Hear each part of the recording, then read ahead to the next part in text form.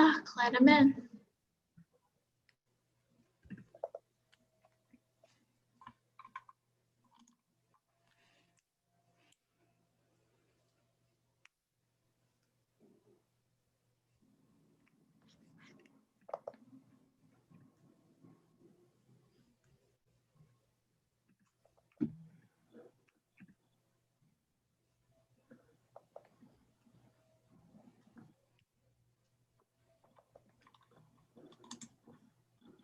Welcome everyone joining the chat.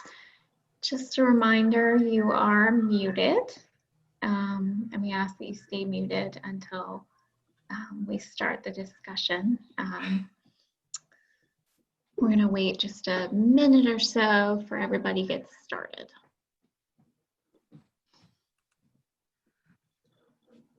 Is this it right here? Yes.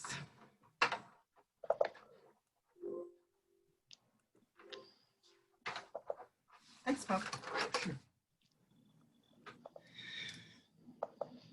I gotta find, where's my book? Oh, it's right there on the other.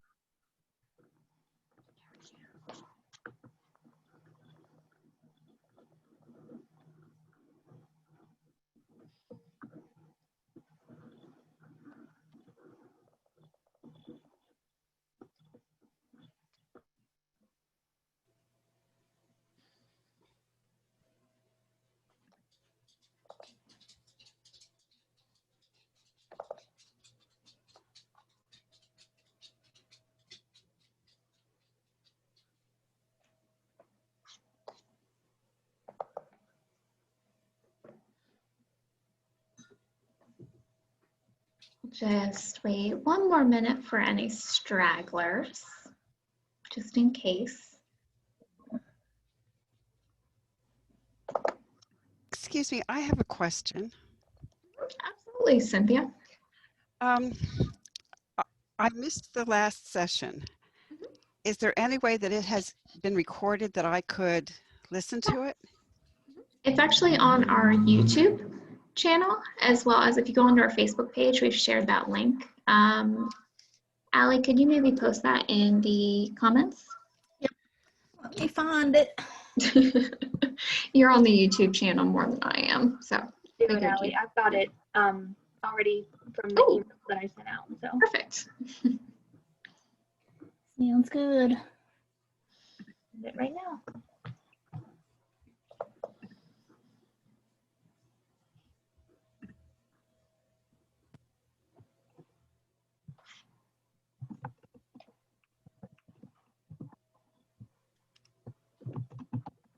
All right, well, it is a little after 7, so I guess we'll go ahead and get started. It is a smaller group tonight, but that's okay.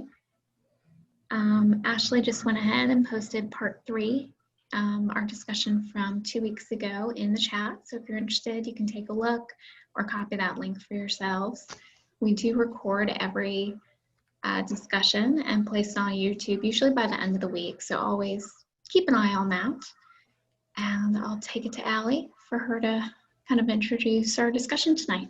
Yeah, so again, it is being recorded and the comments do get posted in a link underneath of the video as well. So if you wanted to look through the comments, because a lot of times there's some really great discussions happening in the comments from maybe anyone who is a little camera shy, but we always seem to have some pretty great discussions in the comments as well. So yeah, let me see. Please, if you are new here, we do ask that you remain muted until it is your time to talk. If you would like to talk, go ahead and use the raise the hand feature in the participants bar, or you can put in the comments that you would like a chance to discuss. Just a note, when you wave your hands, we don't always get to see you. So while that's happened in the past and some people have noted it, we do recommend that comments section to say you'd like to go next, or that participants tab, just reiterating that, because we don't want to miss your turn to talk. We'll make sure everybody gets a chance to speak. We do try to highlight the comments as well as they are being put in the comment section. Julia's asking if there is closed captioning. Is our captioner here? Do we know? Hi, this is the captioner. Hello. Hi. Did you want the captions to be streamed into Zoom? Because it doesn't say that in the job sheet. I think in the past the captioners have provided like a link to the captions. Right. And I have that open. Okay. Can you put the link into the chat? Sure. Let me just copy and paste it and I'll get it sent up Okay. to you. Awesome, thank you. You're welcome. And then people in the comments, if you could put where you're from. We like to see where everyone's coming from, whether that's an organization or if you're maybe out of town. So.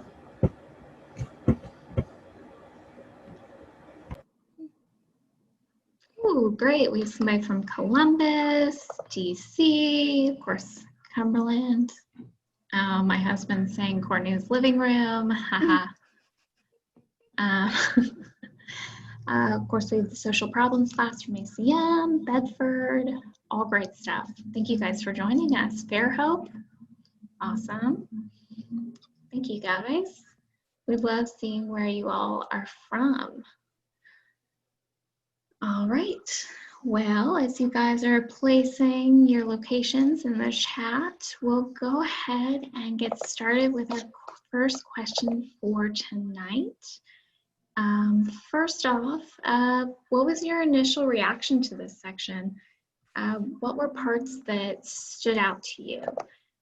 We just kind of want to get your initial feedback from section 4 and kind of hear your thoughts.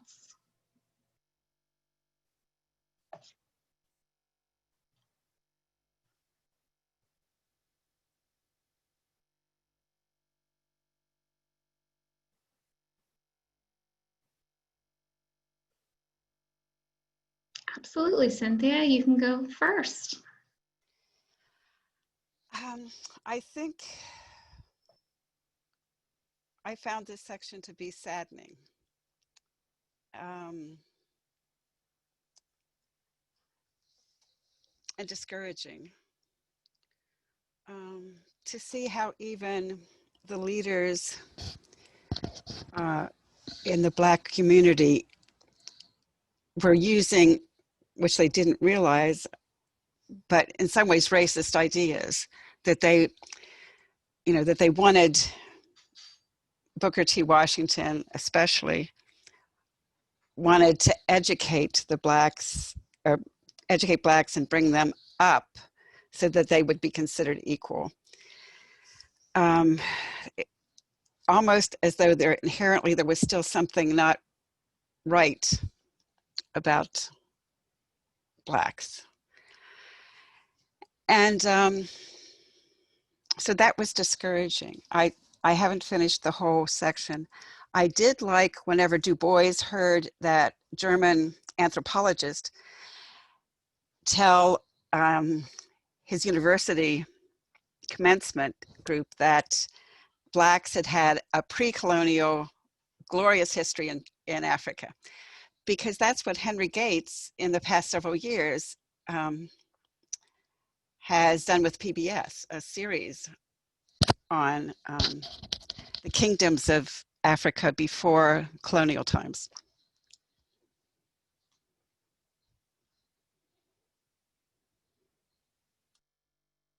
Yeah, thanks, Cynthia. Yeah, it was a little discouraging to read people that you think as being on the frontier of anti-racism having certain thoughts and things that maybe don't jive with your original thought of them. Of course, they were pioneers of their time, really trying to embrace and share their ideas. But well, I don't look askance at them. Mm-hmm. It's just that everyone is so surrounded by these white intellectual quote ideas, mm-hmm. that there's no way of escaping it Yeah, at some point. absolutely. Does anyone have any other thoughts? Maybe on Du Bois or maybe Washington, Booker T. Washington, or Garvey, or any of the other people that, you know, your initial thoughts?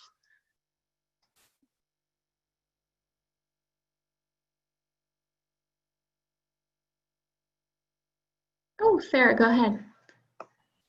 Hello, everyone.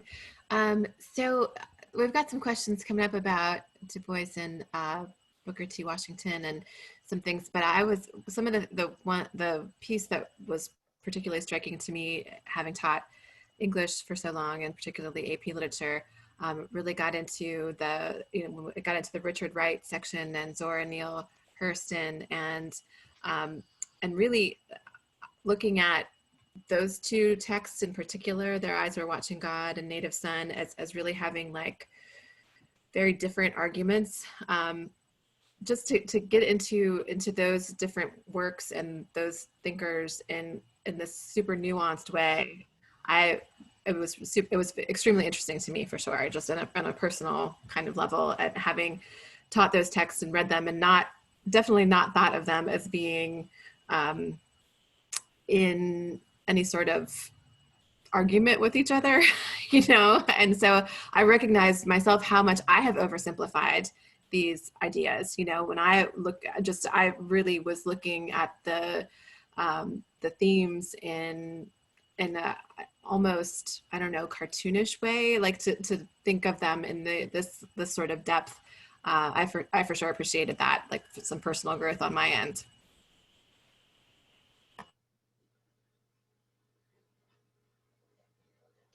Yeah, this text can kind of bring things to life a little bit beyond just what we may have read before. Brings a lot of depth to it. Maureen shared that at 9 p.m. tonight on the local PBS station, they're showing a documentary, Driving While Black African American Travel on the Roads to Civil Rights. So if you guys are interested, you should check that out. Renee shared a great PBS link. So do make sure that you check those comments for any great recommendations or links and things that further that discussion. I just have one comment. Yeah, absolutely, Sonia. I mean, this, like, all throughout the book, it's been, it's just all about the negativity of the Black race. And I know that's his book, with the slaves and all the demeaning terminology. It's like, I'm just beat down from hearing it chapter after chapter after chapter, how he expresses that. And I know that he's driven his point at home, but anybody white or Black that has not read this book really can get a real good depiction of Black history, is what I'm saying, from the very beginning to where he takes us to the end. But it's just really, it's like, wow, I should have made a vocabulary list of all the adjectives he describes in terms of slavery, because I've never, I didn't have that in school back in the 70s. And it's a real awakening. It's a real education for me as a Black woman at 65 years old. I just can't believe it, and all this, and even the heroes that we thought were heroes, he is, he's a activist and a pioneer, but W.E.B. Dubois, it's like he was very schooled, he was very academia, but he kind of expected that of other Blacks, and that was my take from that, that he was elite, he was above everybody else in his thinking, and he thinks if people bring himself, if Blacks bring themselves up, I think it's in the upward suasion or something like that. I think he reflects on it. I think that was his movement. He agreed with that, I believe, is what I took away from that. But I was just really drained from all the negativity. But you can't, if you're writing a book, it's an historical book, you can't get away from it. But I think people that would read this, they would totally it would totally be an eye-opener for them. That's my comment about it. Yeah, thanks, Sonia. Marianne, you're next. Hi, thank you. Absolutely. Yeah, I understand exactly what you're feeling, Sonia, because I'm also older. I'm even a little bit older than you are. And I've even spent the past, I don't know, 35 years trying to re-educate myself about American history. Mhm. And with every page of this book, I'm learning something I didn't know. And just, very quickly, a couple of things that stood out for me towards the end of this section was the degree to which, when the federal government finally starts moving and doing things during the Truman administration, during the Kennedy administration, a lot of their motive really has to do with foreign policy.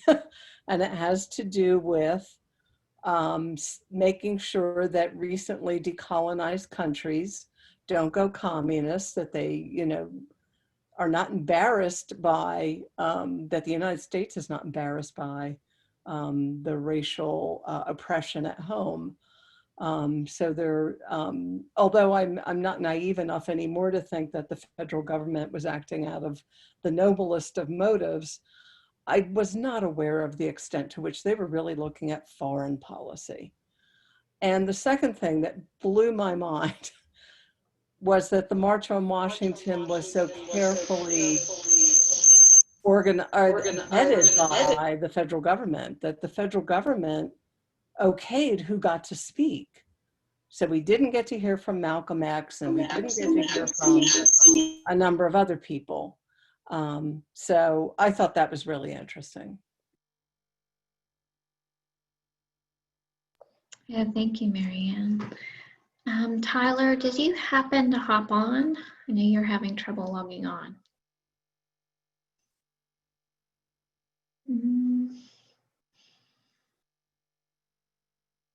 Before we move to the next question, we'll give Tyler just another chance to hop on. He's been trying to log on the past 30 minutes.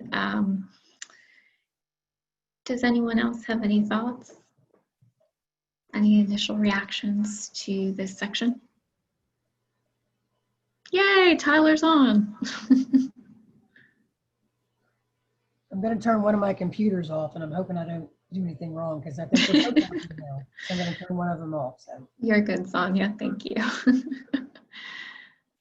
All right, we'll go ahead and move to our next question, which is to be read by Tyler, who is an ACM student. Tyler?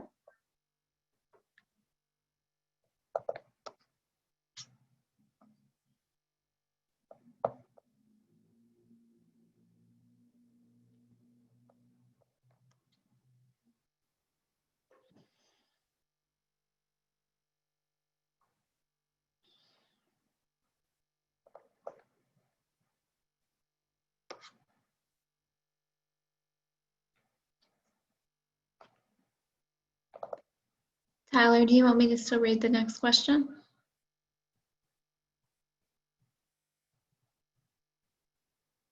You have no audio right now? Okay, if you'd like to put your thoughts, I know you had thought through the question in the chat. I'll go ahead and read the question to the group. Technology is always fun. So our first real question for the evening is, Du Bois and Booker T. Washington had distinct strategies and approaches to Black liberation. What does liberation mean to you? And in what ways are some approaches to liberation, in fact, not always liberatory? Oh, all right.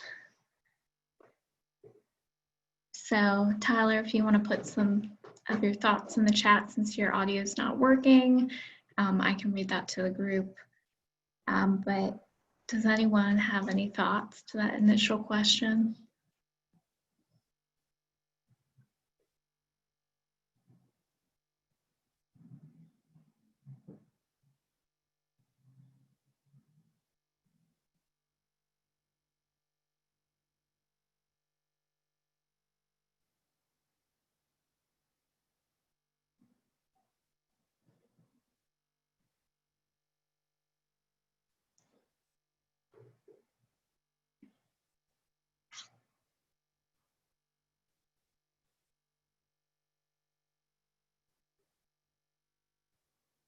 Oh, yeah, go ahead, Sarah. Yeah, and Tyler, yeah, go ahead and share that in the chat if your audio isn't working. So this kind of conflict between Du Bois and Washington is something I had a little bit of background on because of my study of educational leadership. This came up there was a pretty extensive section in this in my history of public education course. And so this idea of their approach to liberation, it really, to me and my knowledge beyond this, what we read in this book, had a lot to do with their different approaches to education. And they were very much in direct conflict with each other in their two schools of thought. They're like literal schools and in every kind of possible way. And so I think it comes back to something that was that Suzanne put in the chat box there about the idea that to really resist the feeling that there's any kind of monolithic sense of approach to Black thought. And that, I mean, this is like a really great example of being a very direct and overt contrast and kind of a public almost argument between the two of them and the way that they were approaching liberation through education. And that just the kind of final piece of that for me is in what ways are some approaches to liberation, in fact, not always liberatory. Education isn't always liberatory, you know, that if there isn't freedom of thought, if you're being really told specifically what to think without learning how to think, you know, if it's just about kind of absorbing facts and it's not about learning how to critically analyze those facts, then it's not necessarily liberating just to have the factual piece. And I think we get into that later with this great question about, you know, later on about science and mathematics and how things that we can assume are factual, you know, what does that look like? So I think that's a great kind of start to those types of thoughts. Yeah, thanks, Sarah. Tyler, is your audio still working? Audio's working. Yay! I've been thinking about this question a lot ever since I signed up to say it, because I think it's really important. And the question, in what ways are some approaches to liberating not actually liberation?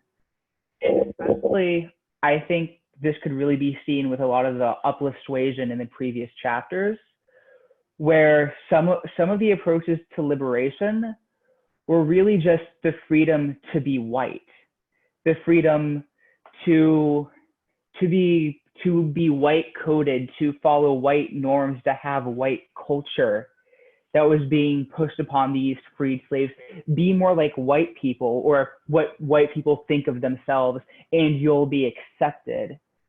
That false liberation that's not actually liberating, that's telling people to deny everything but to associate with your oppressors. False liberation is a continual theme when we talk about Black liberation, because I mean, we've never really had successful, true Black liberation in this country, because we've never been able to form in any type of way a society that isn't oppressive. Sure, we had the end of slavery, but what came after that? The Jim Crow laws. What came after the Jim Crow laws? Well, we still have. Yes, thank you, Susan. Exactly. We still have the profiteering off of Black inmates in prison. We still have all this type of oppression that was at the time the liberation that people spoke of. And it's this false liberation that's really that makes it really hard to talk about liberation to people who aren't of the mind that we in this group are, because they might not necessarily see the current oppression and just see, oh, we had the liberation, we had the end of Jim Crow, oh, we had the end of slavery, not realizing that it wasn't the end of oppression, it was the ending of a specific form of oppression into a much more subtle, more totalizing, controlling societal-wide oppression. Yeah, absolutely, Tyler. Suzanne includes assimilation as false liberation. Absolutely. You know, they created these things that, these policies, these systems that are based in that assimilation mindset. Ali includes, you know, she was surprised with the origins of the SAT tests. You know, there's a lot of things that we just don't think about where that they're rooted in racism and those policies and things. It's crazy. Does anyone have any other thoughts regarding what liberation means to them, and how some approaches are not in fact liberatory? IQ test too, yeah, Diane, absolutely.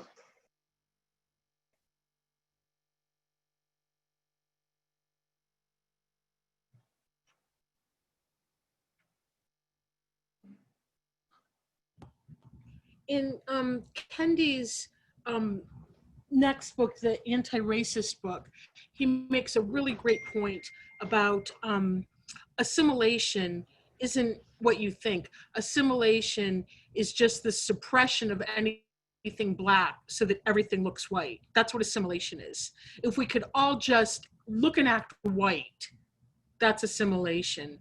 And that was a point so well taken. I've really thought a lot about that. It's a very simple idea, but it's very true. It's kind of a nomenclature issue where, you know, when you think of assimilation, you think of mixing everything up, but that's not really what it is. What it really is we can assimilate. You should start acting like me. Yeah, thanks, Betsy. It's a good way to define it. Absolutely, Suzanne, go ahead. I just wanted to talk a little bit about cultural moments.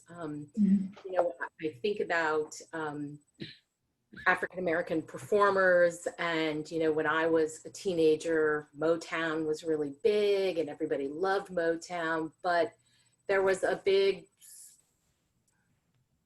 I don't want to paint with a broad brush, but there was an assimilationist part of Motown, even though it was owned by African Americans and African American performers.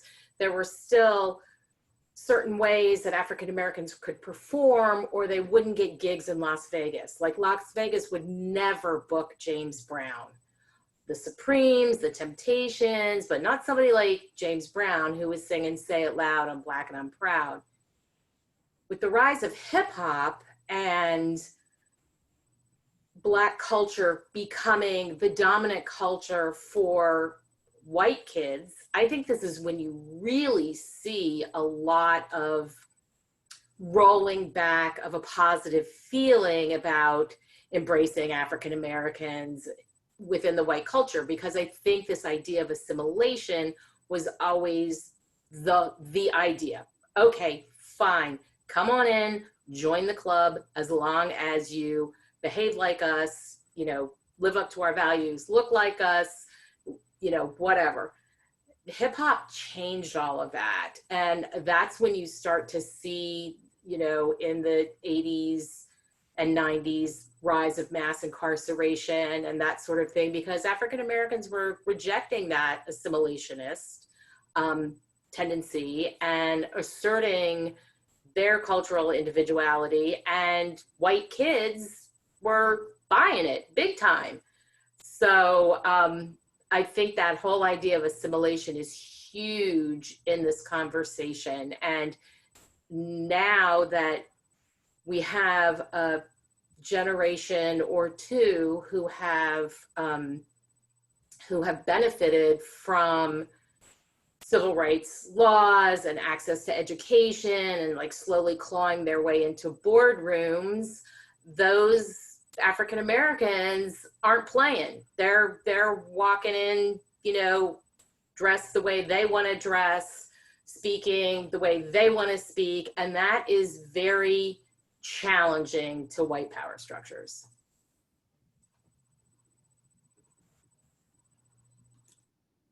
Yeah, thanks, Suzanne.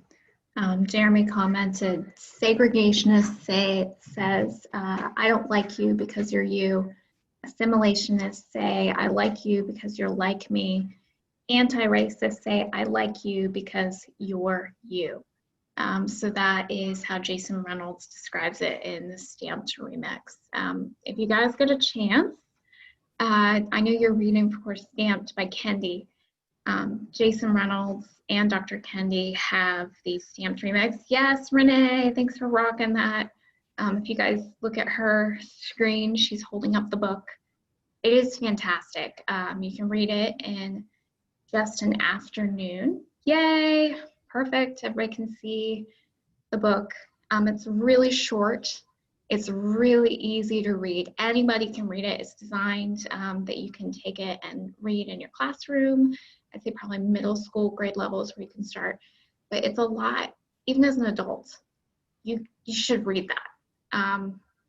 The current book we're reading, of course, is fantastic, but it's heavy. This is accessible to everybody. And of course, Jason Reynolds is fantastic at conveying his point and creating such a great read. So if you guys get a chance, I mean, I know the book center and the all the different bookstores in the area have it, as well as the library. Take a flip through, take a look at these sections. They do a fantastic job of conveying the message in an easy to read, concise way. So thank you, Renee. I'd just like to comment on the last person's view. I think because African Americans are stepping up. I mean, they're voicing their opinion, and this is a time for change in America.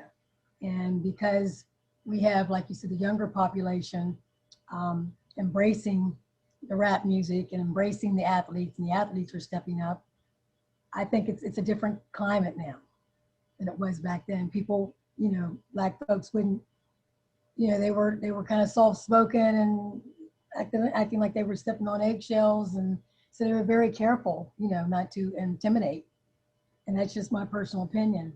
And furthermore, I know that my grandfather it was a segregated bar, obviously, back in the late 50s, early 60s, black bar, right where the police station stands today, as a matter of fact. It was called Cooper's Tavern. And he used to bring in the big name entertainers, Lena Horne and, you know, Count Basie and on and on and on. And they would come in and have jam sessions during the day for the Black folks at his bar, but they were brought in by the white community in Cumberland. And they were playing for their gigs at wherever, the Moose or wherever they did those things, but they had then stopped the entertainment that was free during the day. But of course, you know, the Blacks couldn't go to those other places in the evening because of segregation. They wanted the entertainment, but they didn't want, you know, the Blacks to participate. And that's really hard to swallow. Thinking about that, it's like how much people feel that, well, and my mother included, she's 84 now, you know, having gone through segregation and having, and then integration. And she went to a totally segregated school, as you know, it was Carver, but there's a lot of stories that can be told, but it's been a long time coming. And I think this is the first time in the history of my life that I see the African American as a whole in the country. Not speaking here of those in our small community, because I think whites and Blacks alike think this is not a problem here. It's really in the bigger cities, but that's absolutely not true. It's just more subtle here. The African American population is, you know, what, 2% here in Cumberland. So it's like it doesn't affect them as much as it does people in the larger cities that have a larger African American population. I mean, I've been away. I had been away and then come back, and it hasn't changed much. It really hasn't. The problems are still here that were here when I was growing up.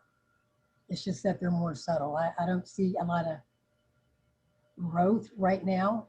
But again, because it's a national movement, I think things will probably start to change here as well. I'm very hopeful. That's my comment.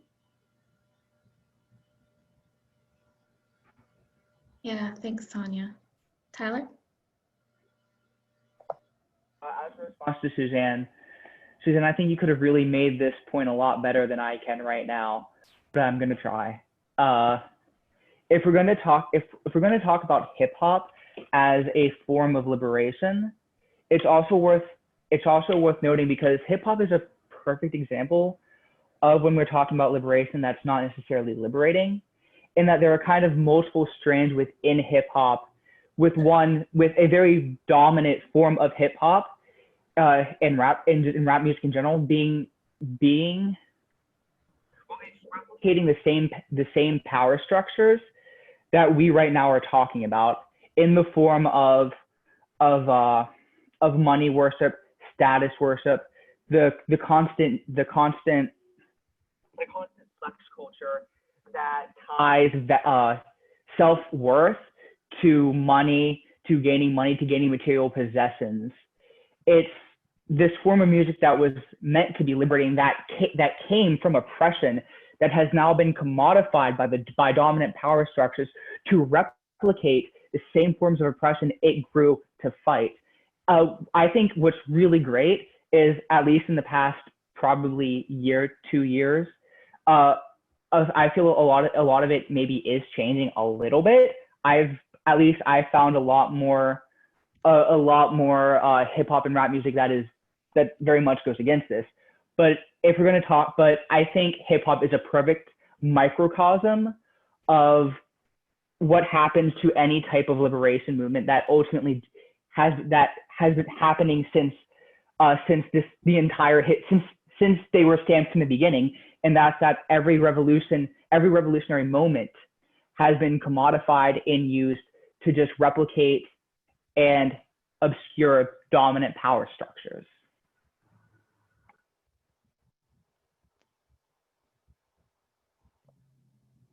Thanks, Tyler. All right, we're going to go ahead and move to our next question. Jeremy? Okay, let me bring it up. Okay.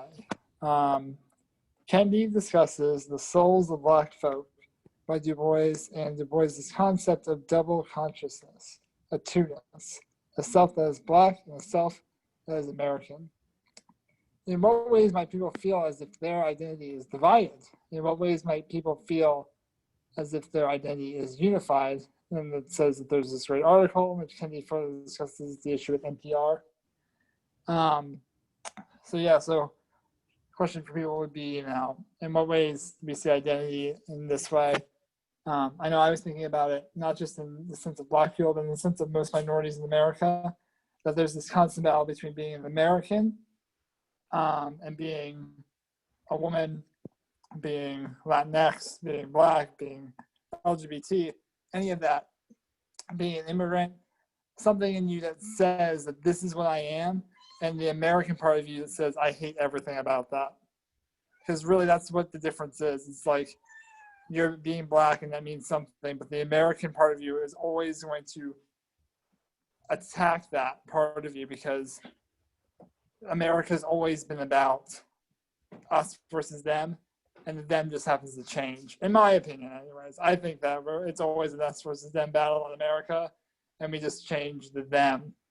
The Black people have had it for the entire history of America. So whatever you guys think, I think this is a good discussion to be having.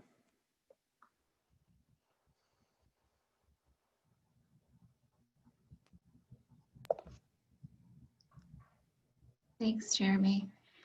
Does anyone have any thoughts about that double consciousness, that two-ness, kind of a battle within, where you can feel that your identity is divided?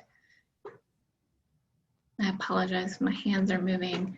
I have a cat in my lap.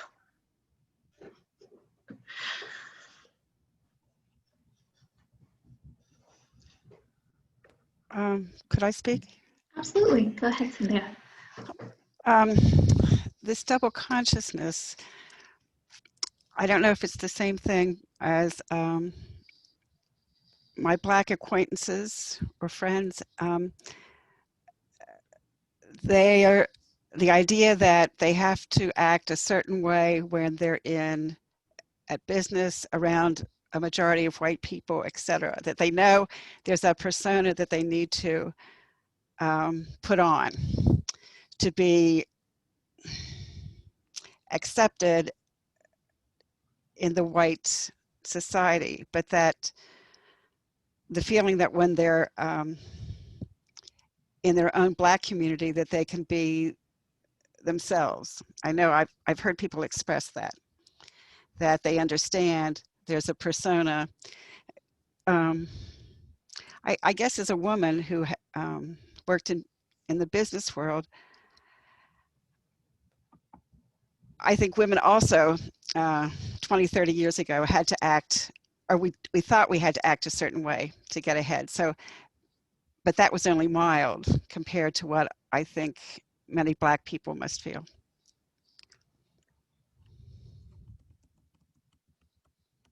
I would just like to say that as a Black woman, I never saw it because I grew up in this community. It wasn't so defined to me.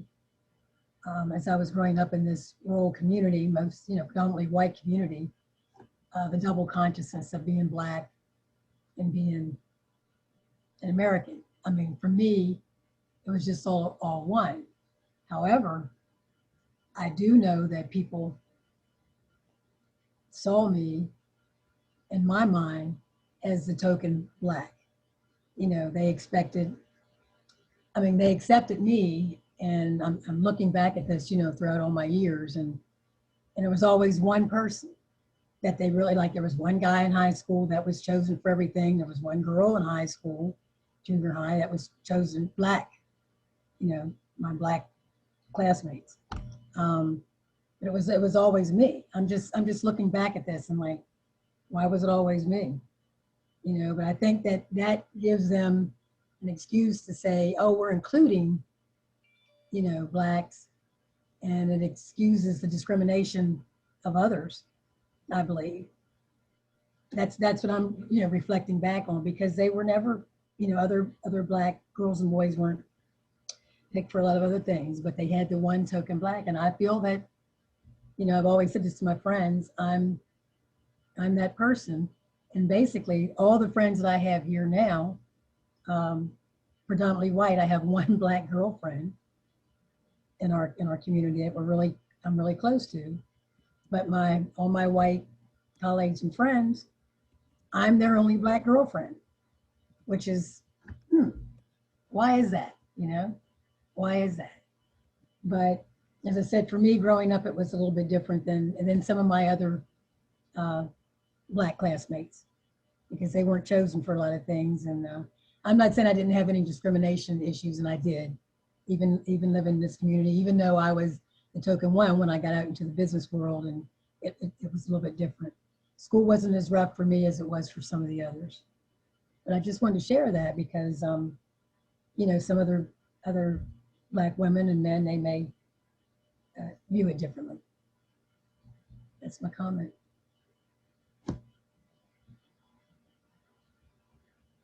Thanks, Sonia. Does anyone else have any thoughts?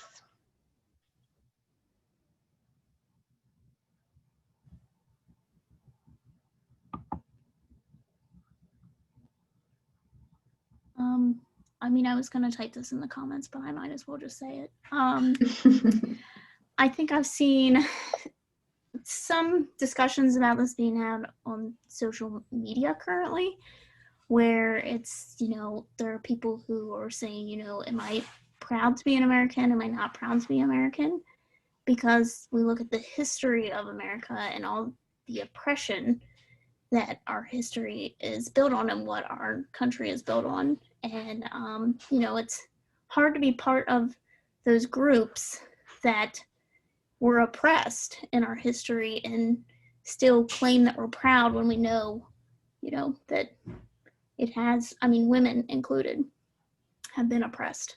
So I think that's where the doubleness comes in, where it's like, you want to be proud to be an American, but you also have to know that your country oppressed you at some point and still does.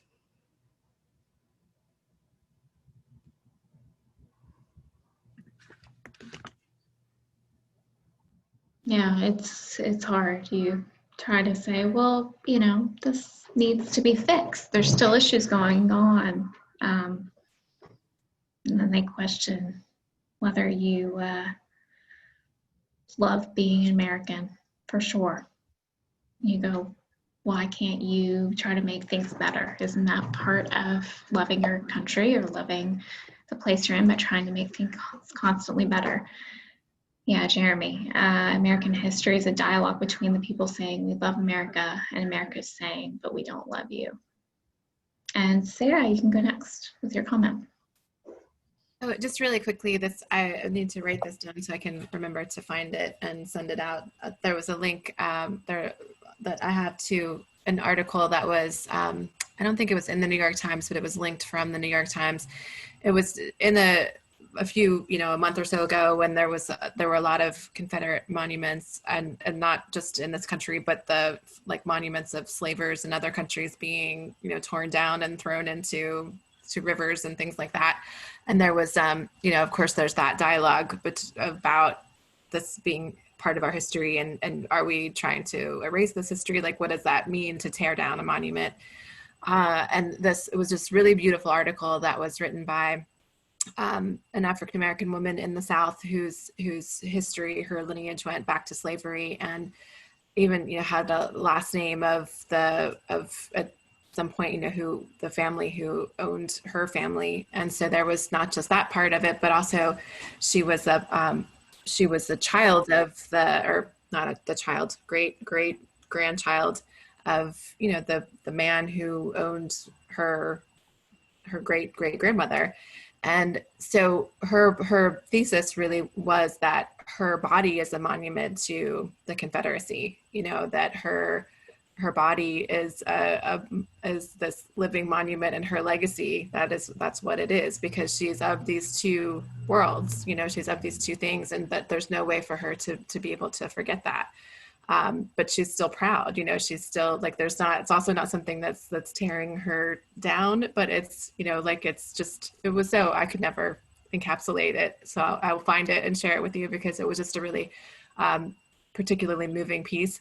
And I think it also touched on this thing that several other people have mentioned about the that intersectionality between gender, misogyny and racism, and how those two things go so hand in glove so many times. And it just was a particularly beautiful commentary on that. So I'm gonna remember to find it and send it to you guys.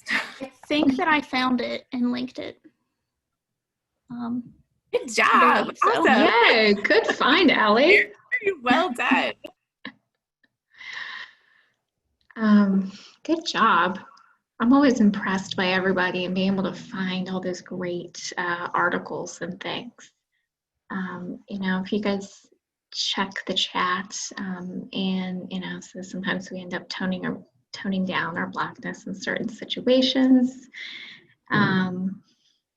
Tyler's talking about his trans experience and talking about that double consciousness as well with being LGBT, which of course is another great example of that double consciousness. And yeah, Black and non-binary on top of being the LGBTQ community. So not only are you part of a marginalized community, but just it's even harder. And so that becomes your whole identity in a way, and people question that. And it's because you're constantly fighting against that normal idea. Does anyone else have any thoughts regarding this double consciousness?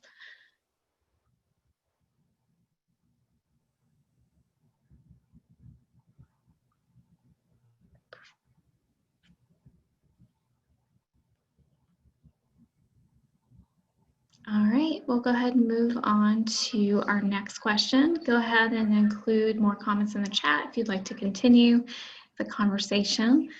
But we're going to go ahead and move on to our next question from Emma from ACM. All right. The question being posed is, Marcus Garvey spotlighted the issue of colorism, its origin, and the dangers of it. Is colorism equally destructive as racism? And from my perspective, I'm a white woman, I'll say that. I'll put that out there. But it can be. Colorism is basically discrimination against someone or an individual with a darker skin tone, sometimes within the same ethnic or racial group. And there was a lot of fighting between Dubois and Garvey about this, especially with one of Dubois's statements, which Kendi quoted as sounding silly throughout like Dubois's serious career. The quote is, Garvey is an extraordinary leader of men. I can't read this well. Sorry. Recognize no color line or in and out of the race, and they will, in the end, punish the man who attempts to establish it, which kind of discounts the existence of color discrimination.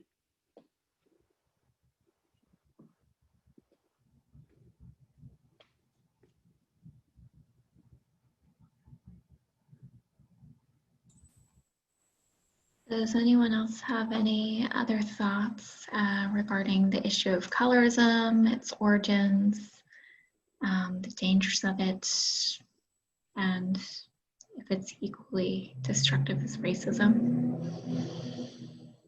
Jeremy?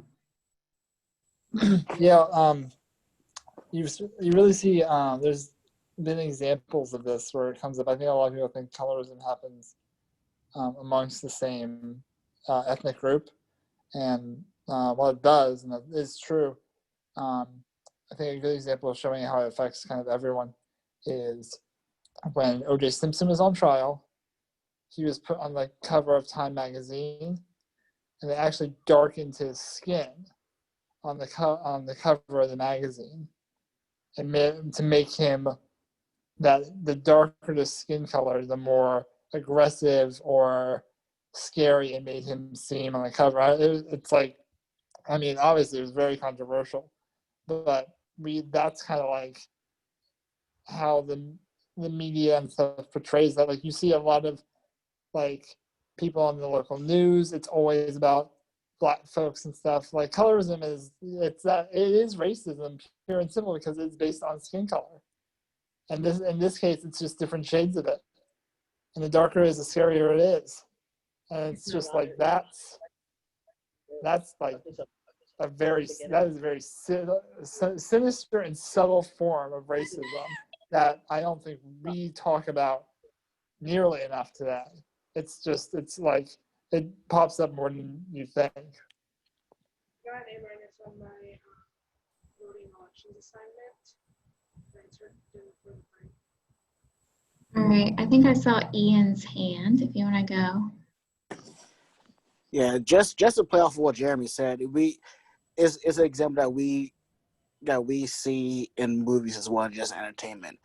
The lighter you are, the better opportunities you're going to get, because we see just these light skinned actors, like you'll bring up Halle Berry and Zendaya, and like Tracy Ellis Ross, or like other ones like that, and they get more roles because they see them with like lighter skin tones, still with green eyes, and because they have lighter skin, you see them as more beautiful than you'll see somebody like Lupita Nyong'o or Denai Guerrero get the forefront in the movie. They're always pushed in the background. Colorism really does affect the Black community in like a lot of different ways, and it's something that we as a community need to work on. So I've thought about colorism quite a bit, because I'll probably post a link, but there is a Blackish episode about colorism that we bring up, because Anthony Anderson's considered very dark skinned, whereas white from Tracy Ellis Ross is light skinned. They get into a whole big heated debate about it, and it's the same thing that we deal when it comes to white America versus Black America too. So definitely an episode worth watching, and colorism is definitely something worth reading about, because it's more than just like you seeing like memes or Twitter posts about team light skin versus team dark skin. It is a very cultural thing that we need to work on. I'd just like to go on to the tail end of yours, Ian. and say, not only skin color, but, your physique with, not just the color of your skin, but, Black women, sometimes why is your butt so big? You get that a lot. Or your hair, they're talking about those things that make us different than the other races. But also, I think people, for colorism, we have a problem, and you probably know this, Ian, in our own race, that especially back in the day, and I keep reflecting because I'm learning a lot about my community growing up in a segregated community like my mom. And if you all know that, how many remember Dora's Chicken Nest? Anybody remember Dora's Chicken Nest? Dora's Chicken Nest was probably the earliest pioneer, I guess, that did fried chicken dinners here in Cumberland. And believe it or not, the owner, and like I said, we were all family friends and everything, but he did not serve his Black community. He was a light-skinned Black, and he served the white community. I mean, it just blew me away when my mother told me that. I said, you mean that he didn't serve Black people? He's Black. So I'm saying there's a lot of prejudice, probably not as much as existed back then when it was segregated, but he only served the white community. And then let me just say this too. My mother being a dark-skinned African-American, and my father being a lighter-skinned African-American, you're talking about colorism within our own community, within our own family. His family thought they were better than my mom's family, who lived on, okay, they lived kind of like near the west side. You've probably heard this before, the west side of town. And then my mom lived, here down in South Cumberland. And it was like they're considered the poor Blacks, and the other west side people considered themselves the rich Blacks. So I'm saying colorism has existed throughout history, not only in the country, but within our own race, within our own race. And that's still reflected sometimes in the let's see, what's the fraternities and sororities. The lighter skinned Black women went to, I believe it was the Deltas. They were all fair skinned. They got more opportunities educationally. And then there were, of course now, like I said, it's starting to change, but then, like I said, it's just baby steps. So I just wanted to add that on to Ian's thoughts.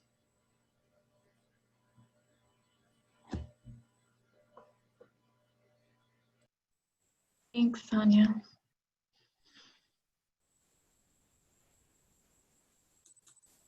Oh, Ian, go ahead. I just want to say, Sonia, I agree with everything that you said. We've seen this throughout our history. And when me taking history of jazz as well, we learned about this going on inside the jazz during jazz, and we learned about the fact that there were light-skinned men who were not considered Black as well. They're considered white that still own slaves too. And the lighter, like I said, like we brought, the lighter you are, the more opportunities you are going to get, and it's just a recurring theme throughout our history. So that's it. I'm done. Thanks, Ian. Cynthia questions, I wonder if colorism existed in pre-colonial Africa.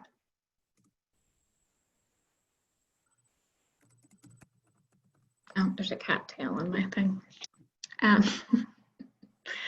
Always the fun of Zoom from home. Could I, I'm sorry, can I just add to that? Yeah, absolutely. My question is, I wonder if the white enslavers are the ones who introduced the idea of colorism, that perhaps it didn't exist before that.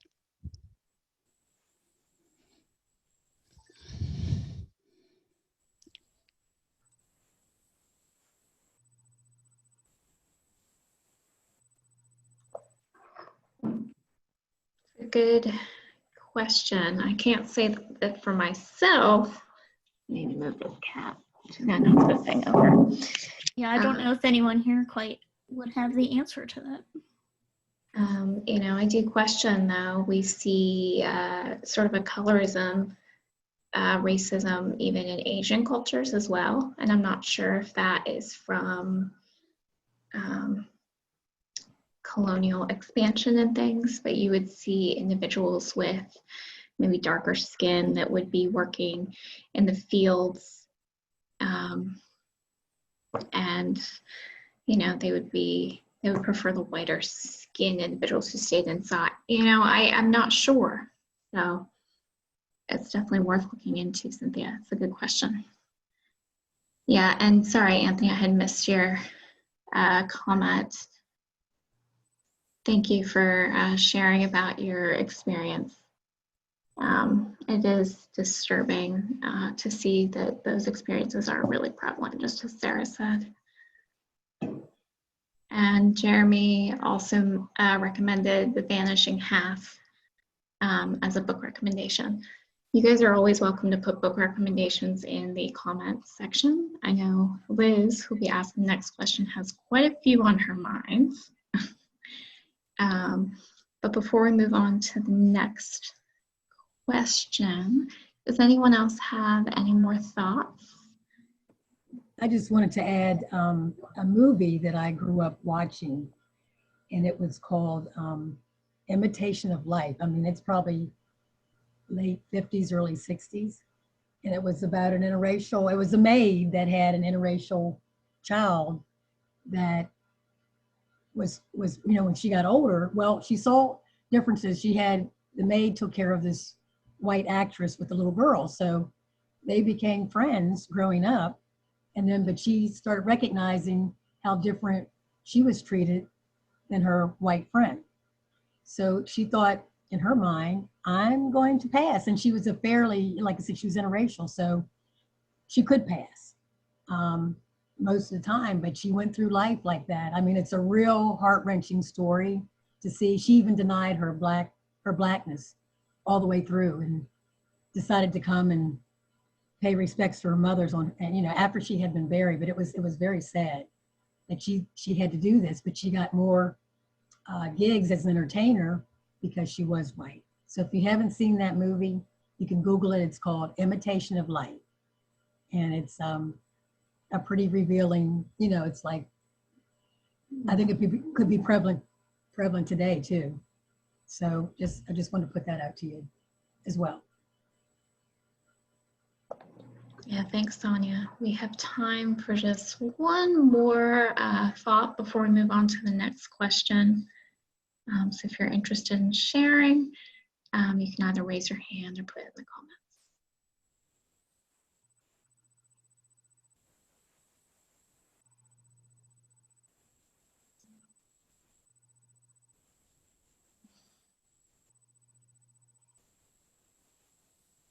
All right, we'll go ahead and move on to our next question. Liz from ACLS is going to post the question to the group.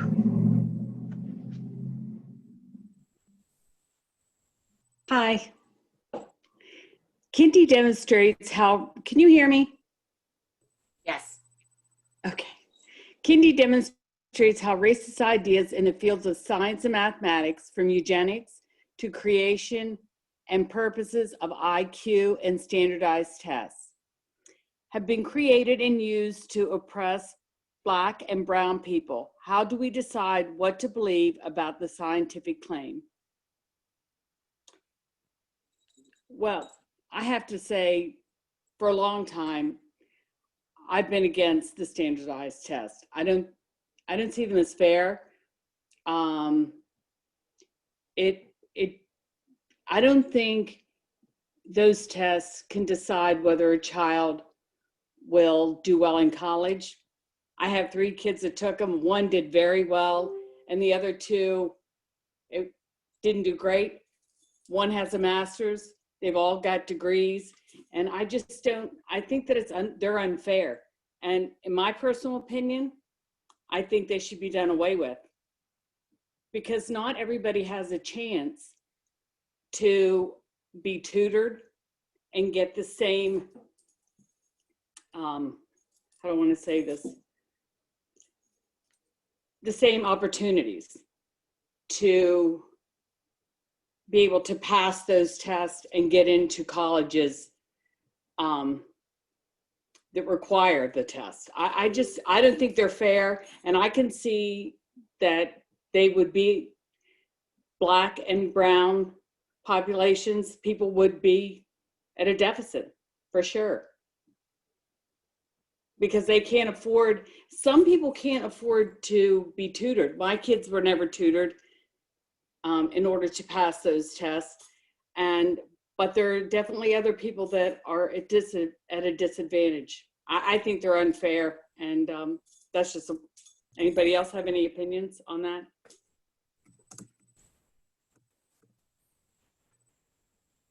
Absolutely. Suzanne, you can go ahead and weigh in. I just wanted to give a really good example, and it's not just Black and brown people, but it's also sort of a middle class. You know, these intelligence tests reflect the people who create them. So I just want to give a quick example of my daughter. She teaches first grade. She teaches in Langley Park, which is in Montgomery County, and it's in a very dense, highly immigrant, highly Hispanic community. And one of the words that she was to teach her first graders was donate. The concept of donating something, of giving a charitable contribution to someone in need, just didn't fit their experience at all. And this idea that, you know, a sixth grader, you know, in any circumstance would understand that concept of donate. So that's just a very simple example of how these concepts and word choices and tests are definitely geared to, you know, a white middle class existence.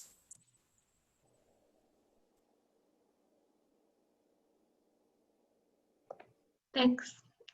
Sarah? So yes, I have so many things. I could go on and on about this particular thing in so many different directions forever, which I won't do. But the standardized tests are problematic for so many reasons, and they're not just the college entrance exams or IQ tests. You know, it dials back to standardized tests that are any kind of gateway to things like the high school diploma. And in Maryland, I think we do a pretty good job of trying to create other pathways as well. But it's just, we're constantly bumping up against this idea that unless there's something that is a one-size-fits-all approach, that we're not really measuring what people are capable of or what they're doing or their capacity. And it's absolutely bizarre to me in a 2020 world where if you get onto your phone and you log into Facebook, you know, there is an algorithm that is feeding you exactly the kinds of ads for something that you talked about earlier in the day. You know, it's bizarre how individualized, how hyper individualized our world has become. But we still have this sense that unless we can measure everybody with the same yardstick, that we don't understand what they can really, what their capacity is. And that's what all of that's about, like finding what the capacity is. And we know with the SAT, like it's documented, science has proven, mathematics has proven that it does not measure anyone's ability to finish college or how well they will do in college. If anything, it is like you might make it to, there's some level of correlation between a SAT test score and finishing the first year. Like there's a piece that is close, but it's not highly predictive.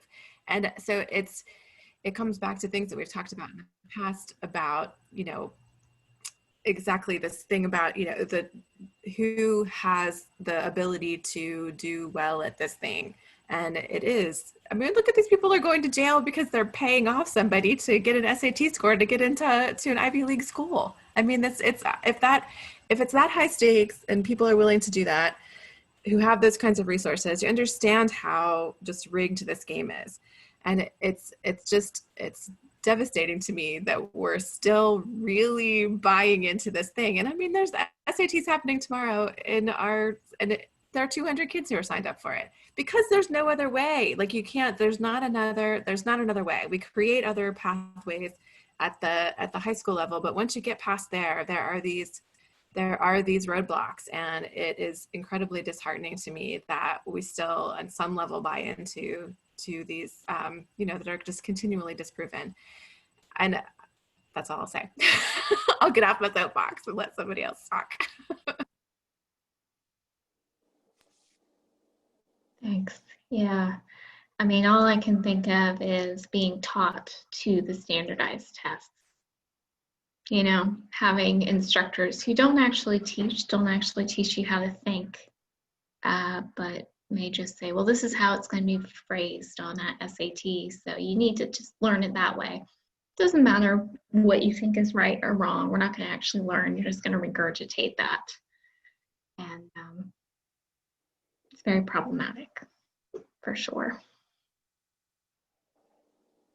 Does anyone else have any thoughts regarding these standardized tests and just this idea of, operative idea, how predictive the test is to success in the field? Yeah, Suzanne, that's true. When colleges introduced the idea of a social score, white middle-class parents threw a fit. Yeah. Not looking at, where people are coming from, and we just need that number. Yeah, is there any committee that's looking into change the process on national level? It's a good question, Sonia.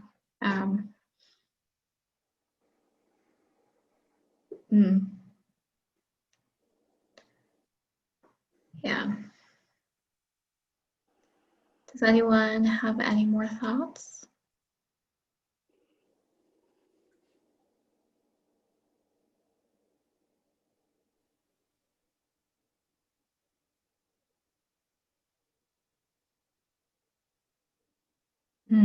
Yeah, this pandemic has been the closest thing to sweeping change.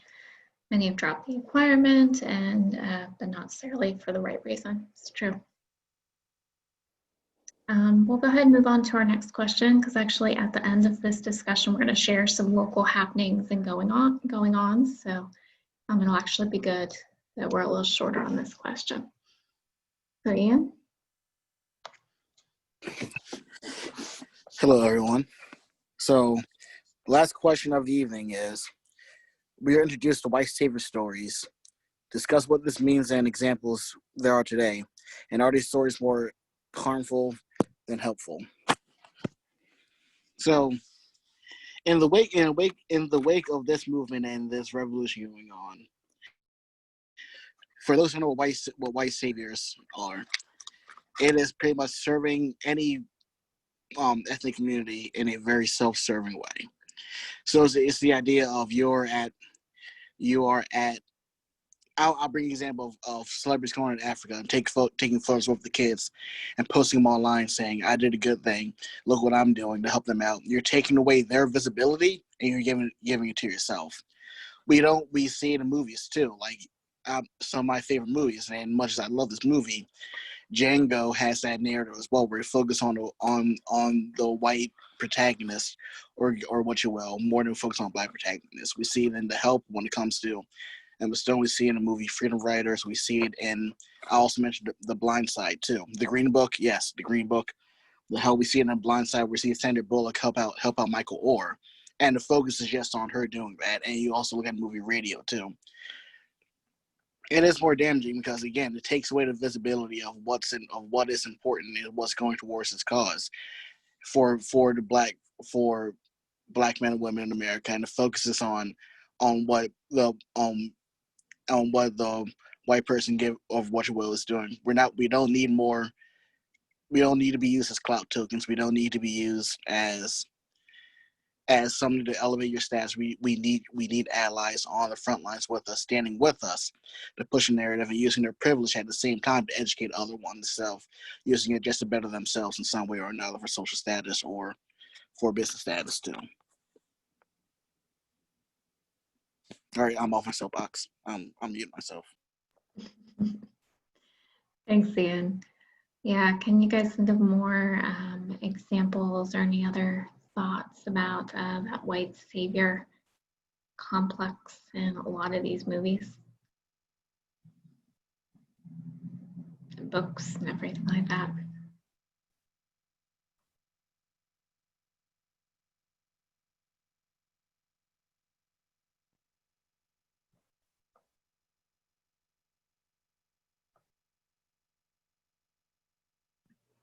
I think, I mean, these white savior stories are so popular because, I mean, that's how white people want to see themselves. They don't want to be the racist.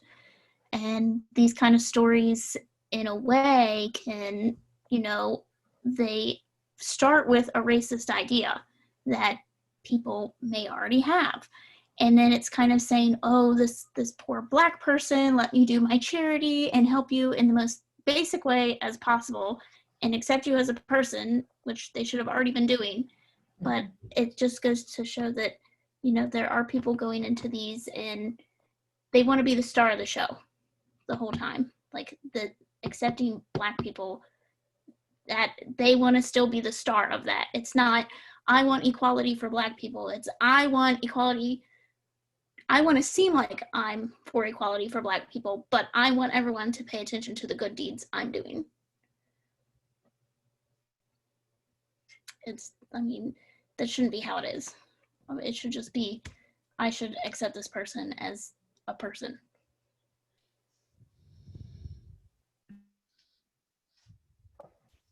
Thanks, Allie. Cynthia? I think the white church in America has contributed to this in that for those of us who are older, we may remember Albert Schweitzer, who was a European white doctor who went to Africa and opened a hospital and treated people for decades. But a lot was made of him. He became a celebrity. I don't think that he necessarily wanted that, but I think the white church, in quote, their missionary zeal, often portrayed people doing this,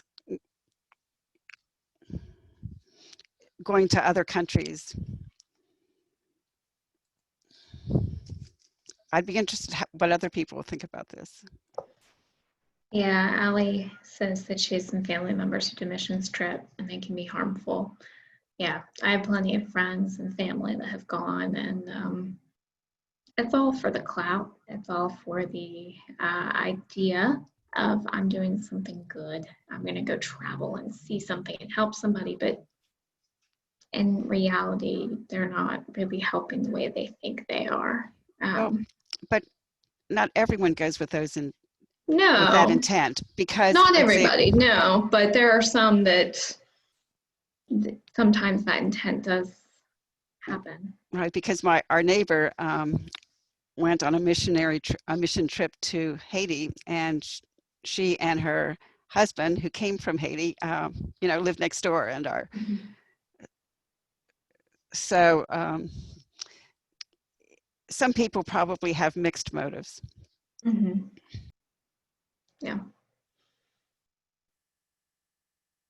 We have a ton of great examples. To Kill a Mockingbird, The White Man's Burden.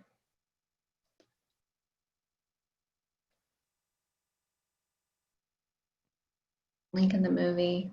So make sure you guys check the chat. Some other great examples in there.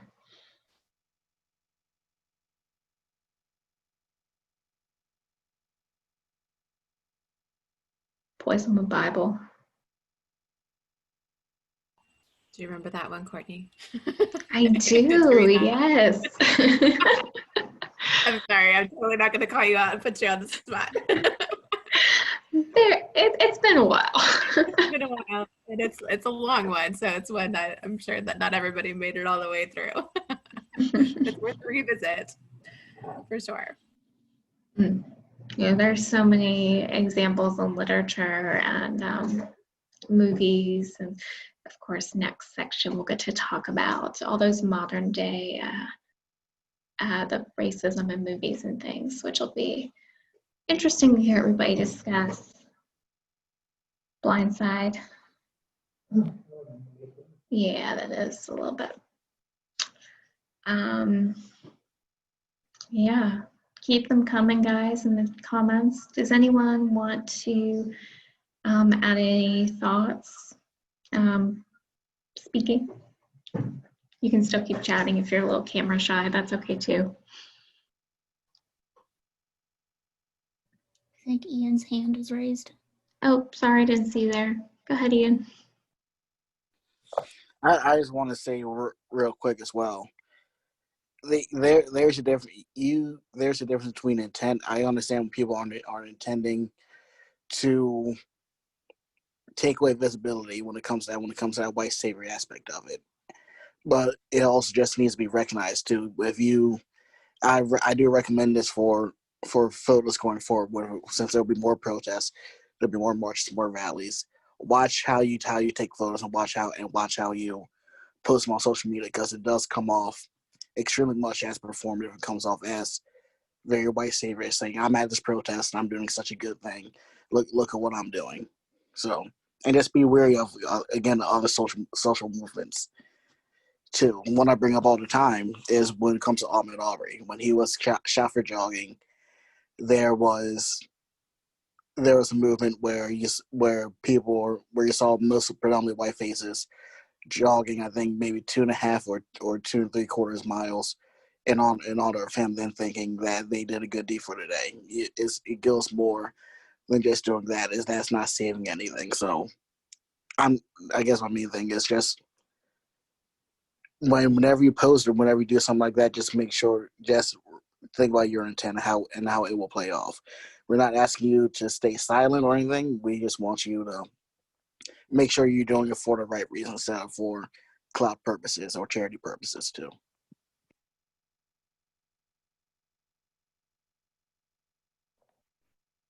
Yeah, thanks, Ian. If anyone has any other thoughts, we can go ahead and could have you share, and then about enough time for 1 or 2 more people before we share some of the Allie, be consistent and continue to learn and raise minority voices. Absolutely. Yeah.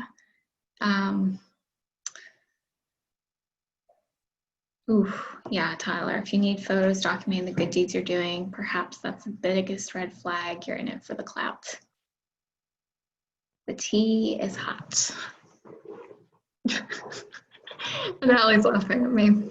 I'm spending too much time with Ian, I think. Tyler's laughing at me. So that's okay. All right. We'll go ahead and we just have a couple minutes left of our discussion for tonight. But we're going to share some ways that you guys can get involved and be active with local things in your community so that you can continue either this discussion in other ways or ways to just get involved and active. So go ahead. Tyler has an exciting thing going on at ACM. We'll start with him. Yeah, so thank you. For those of you who do go to Allegheny College right now, about this time last year, the head of the local NAACP chapter, Carmen Jackson, came to ACM for a Diane McMahon sociology class. And me, her, and Diane got to talking at the end of the class, and Carmen was talking about how there used to be a chapter of the NAACP actually on the Allegheny College of Maryland campus, but there is no members. Everyone aged out, and it's defunct now. So Diane volunteered me. Carmen wanted me to see if we could try to get the chapter going. And I'm now working with Nikita Green, also from Allegheny College of Maryland. Wonderful, wonderful woman, absolutely amazing. And I believe Suzanne has agreed to be our advisor for the chapter. But not to call you out, Suzanne, but thank you for that. But the biggest thing is we need members. We have like 10 members. We need 25 before we can even get it approved to be in a college club to even advertise it on campus. We need 25 people who want to do it. So if you're here, I have a feeling you're interested. We'd very, very, very much like to get this going before the semester's over. Just having a list of names of people who might want to talk to someone about joining. We'd really, really love it if you'd like to join, sign up so we can get this on campus, because they're really yes, Sonia, all college students who go to Allegheny College of Maryland. If you are at Allegheny College of Maryland, you are absolutely welcome to sign up. We need people, and we really think that not even just because this is an amazing moment in our history to get this going, but just because the demographics of ACM too are really, really prime. That we have the Aspiring Young Mentors Association who are already doing amazing work on campus, but to have a chapter of the NAACP could potentially do a lot. So I'll stop begging you to join, but please, please, please message me. Just join. We need you. Miss Carmen is an amazing person as well. Yeah, yes, she is. Tyler, do you have your email you can put in the chat for people that might be interested in joining? Or perhaps Suzanne is your advisor? Oh, perfect. Awesome, thank you. So we have some other great things going on in the community. Kim Rowley should be hopping on here. I haven't seen her yet, but in the meantime, you talked to Kim? I did talk to Kim. I sent her the link yesterday, and she was supposed to hop on, but she's supposed to hop on. But she'd be in the middle of rehearsal. That's why. Yeah, she was going to schedule a break during, so perhaps she got stuck. So, Sonia, do you want to talk a little bit about the play?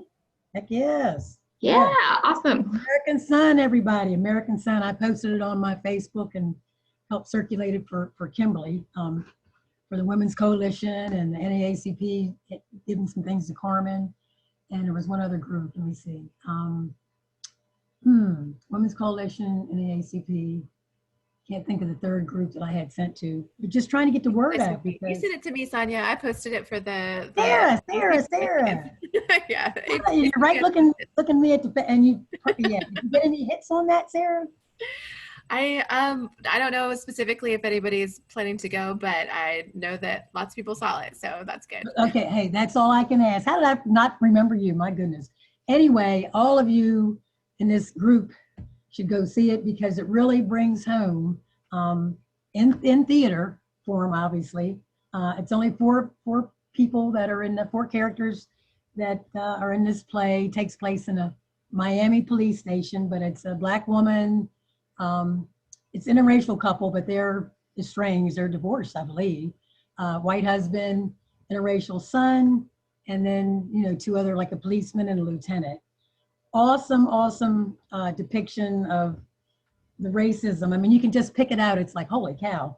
The stereotyping of the profiling, racial profiling of their son that gets picked up by the police.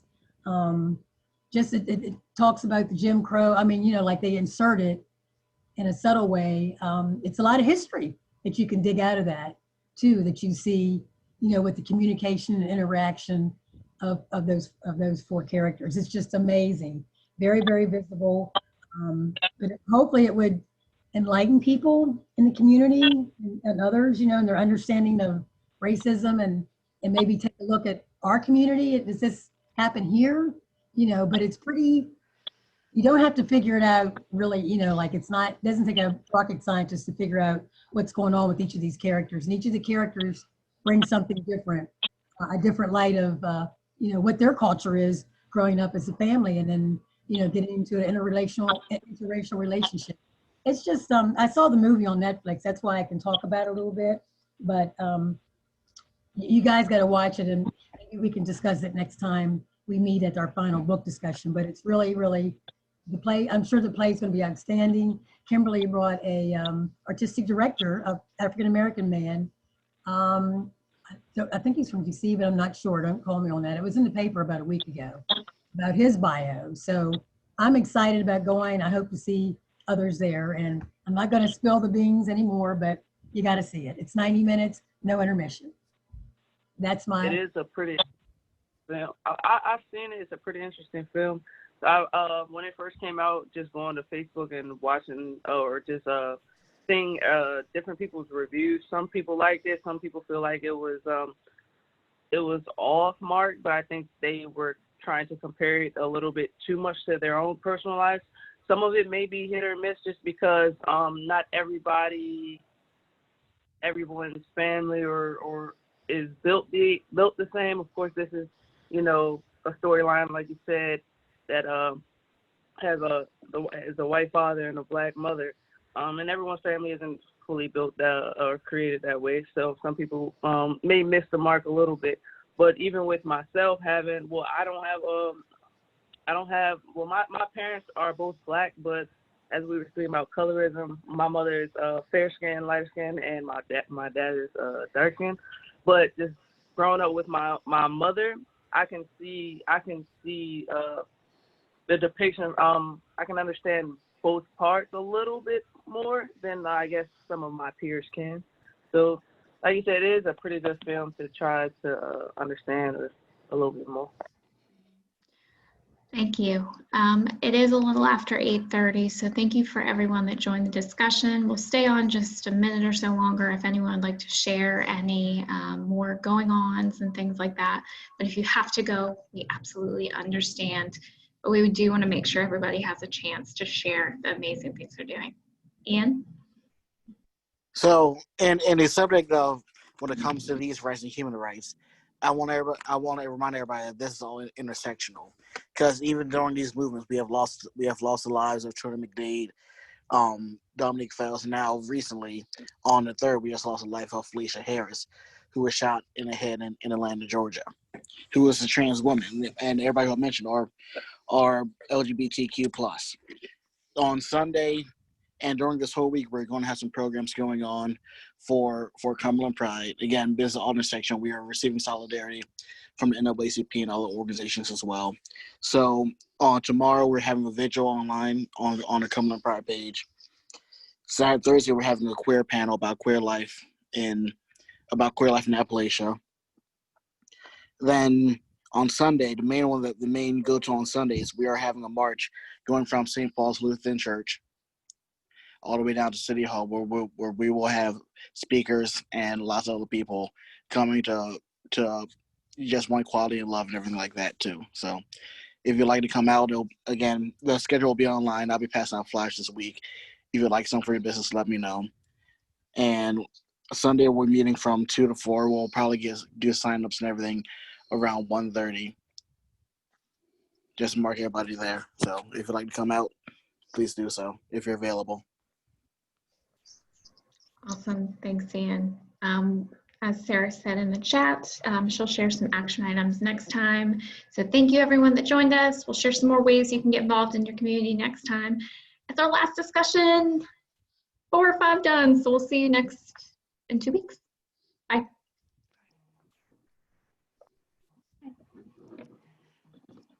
Oh, Cumberland Pride